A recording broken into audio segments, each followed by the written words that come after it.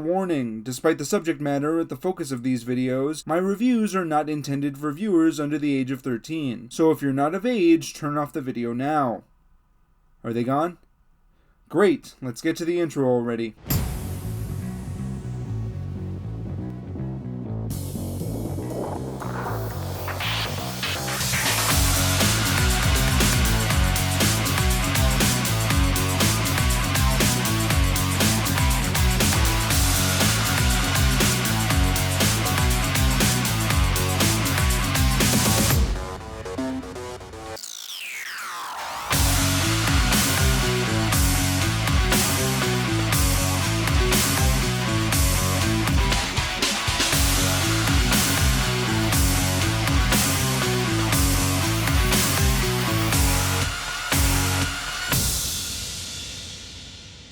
Cool, another Steel episode. 2 episodes since the last one, and that wasn't even great. Okay, maybe saying it wasn't great is a little unfair, since my main problem with episode 9 is that it aired at the wrong time. Plus, Steel is due for another episode in the filler pool, since the last episode focused on Devin and Zoe, and before that we had a Ravi episode. Still, having Steel episodes so close together on the airing schedule makes me worry that Beast Morphers may be relying on the Robo Ranger too much. After all, they've had multiple episodes about how robots have feelings. But I shouldn't be negative here. After all, Steel is my favorite character, and Beast Morphers has yet to have back-to-back bad episodes. In fact, based on what happened with episode 5, this will be an episode to further build and pay off ideas. Hell, looking at the title, we could get that body swap episode I've been hoping for. Maybe? At any rate, I'm excited to dive right into this episode, if for no other reason than it's going to be way more entertaining than episode 11. Steel's dialogue by itself pretty much guarantees that. So let's get things rolling as we look at Power Rangers Beast Morphers episode 12,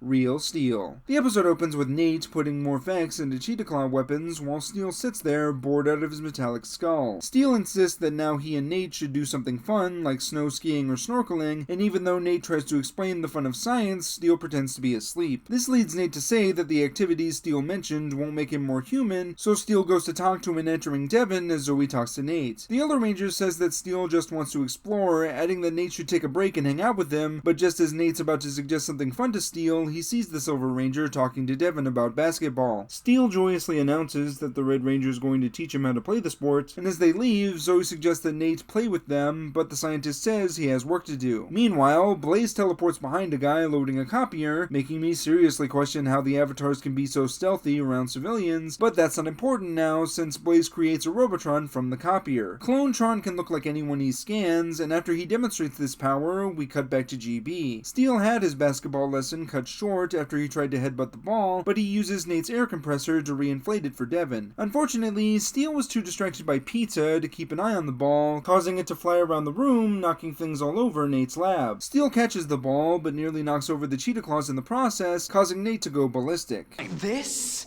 is a laboratory, a sterile environment. It's not a playground. Next time you do something like this, you won't be welcome in here.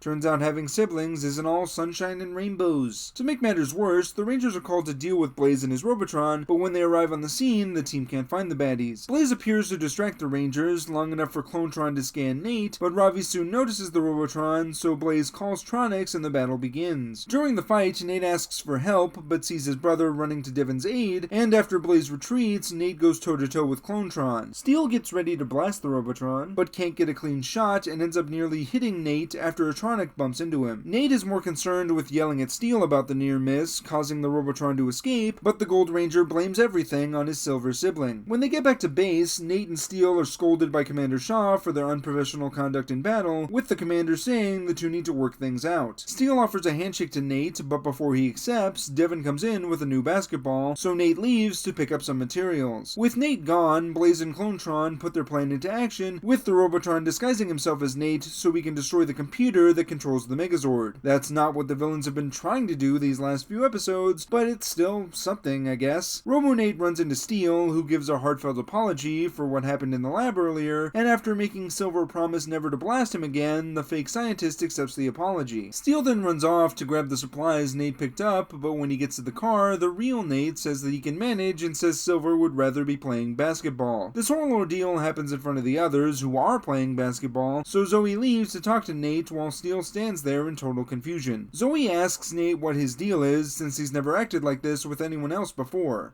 I'm mad because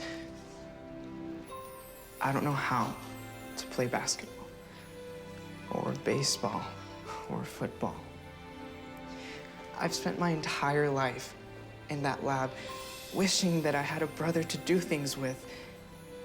And now that I have one, he wants to have fun. And he thinks that I'm boring.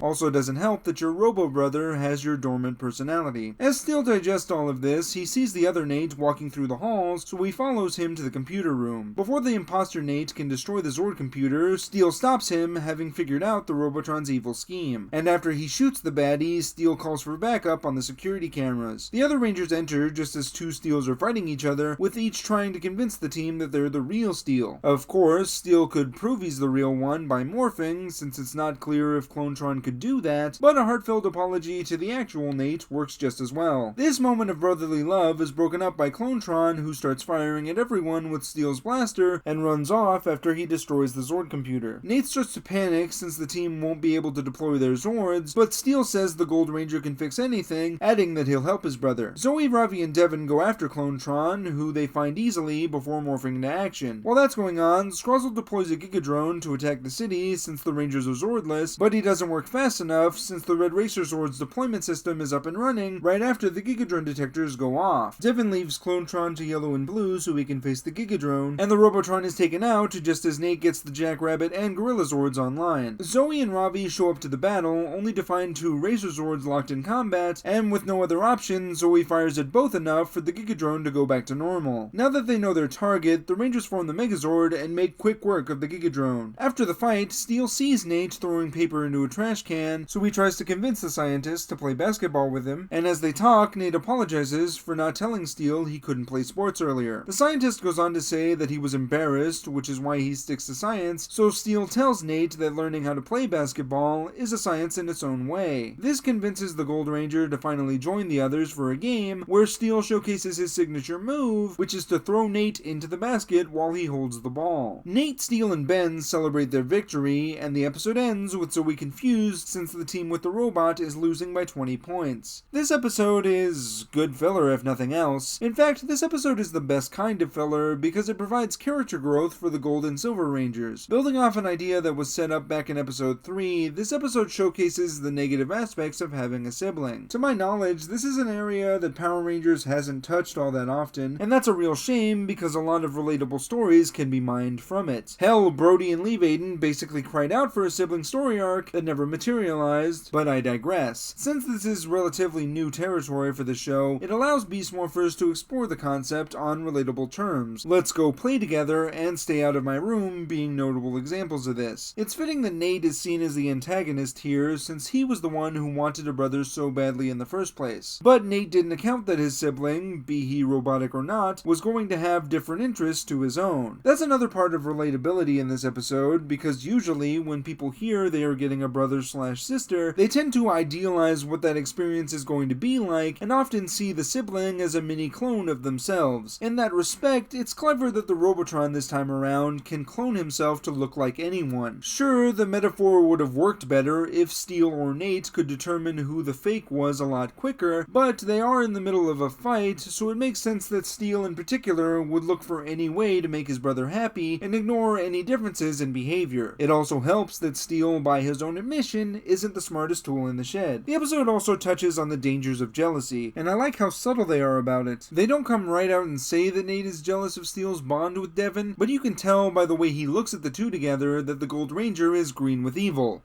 I mean envy. Speaking of Devin and Steel, I like that after the Red Ranger teaches Silver how to play basketball, suddenly the robot is more than eager to give Red a hand against Blaze. Devin is the cooler older brother in this scenario. Steel is just looking for someone to teach him how to do something fun, and that's the thing that sticks in Nate's craw. He could be the guy to teach his Silver sibling something, but what Nate wants to teach and what Steel wants to learn are two wildly different things. Ultimately, Nate learns to not keep things from his brother, and also not to allow allow his own self-doubt to fracture their relationship. However, as good as this character arc is for Nate, it's not good enough to distract me from the fact that the villains were doing something completely different up until this point. Blaze no longer wants to record the Rangers' beast powers, and instead goes back to trying to take down the Megazord. Now, I wouldn't consider this a problem if Blaze was doing this to prove himself to Evox, thereby granting him another shot at the beast power plot, but since none of that is talked about, I'm left wondering if this episode was aired out of order. To make matters worse, the Sentai footage looks like it's from an episode prior to Gold and Silver's introductions, so now I'm utterly convinced this is an episode out of order. In fact, I'd even go as far as to say this episode should have been the real episode 9, since it allows Steel to play off the rest of the cast before his big sacrifice. Overall, this episode may be so self-contained that it's utterly inconsequential to the rest of the season plot, but makes up for it in spades with how they handle the characters of Nate and Steel. Their brotherly conflict and resolution are executed so well that not only do I recommend this episode, but it also makes me question why Power Rangers doesn't do sibling rivalries that often. I'd even say that Beast Morphers probably won't have another episode like this, but things could change next season. I'm Nick, aka IronBat1993, and may the power protect you.